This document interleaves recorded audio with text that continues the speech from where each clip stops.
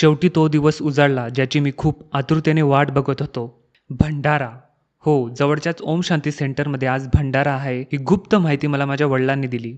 सुरुवातीलाच वाढण्याची फॉर्मॅलिटी करून घेतली जेणेकरून कोणाला शंका येणार नाही की मी इथे फक्त खाण्यासाठी आलो आहे. मुद्दामून शिरा वाढायला घेतला जेणेकरून कोणाचं लक्ष नसताना तो गपागप खाता येईल. भोजन केव्हाही संपू शकतं हे लक्षात येताच मी भोजनाला बसलो. माझे खबरी माझे वडील तिथे वाढण्याची सेवा देत होते. त्यांनी मला इतका बदाबदा शिरा वाढला की त्यातून त्यांचं पुत्रप्रेम स्पष्टपणे सगळ्यांना दिसलं. पण माफ करा पप्पा, याला पुत्रप्रेम नाही तर स्वार्थ म्हणतात. कारण प्रेम हे सगळ्यांवर सारखं असतं आणि स्वार्थ फक्त आपल्या लोकांवर असतो. ते म्हणतात ना, ज्याच्याजवळ जे असतं त्याला त्याची किंमत नसते. तसंच माझ्या शेजारच्या मुलाला त्याच्याजवळ असलेल्या खोबरं, बटाटा आणि शेंगदाणा याची किंमत नव्हती. म्हणून त्याने ते साईडला काढून ठेवले होते. पण मी त्यांना आनंदाने स्वीकारलं. याचमुळे तर मी लहान मुलांजवळ बसतो, कारण निर्लज्जपणे काहीही मागता येतं. तू खोबरं आणि बटाटा साईडला काढलाय त्यापेक्षा मला दे ना.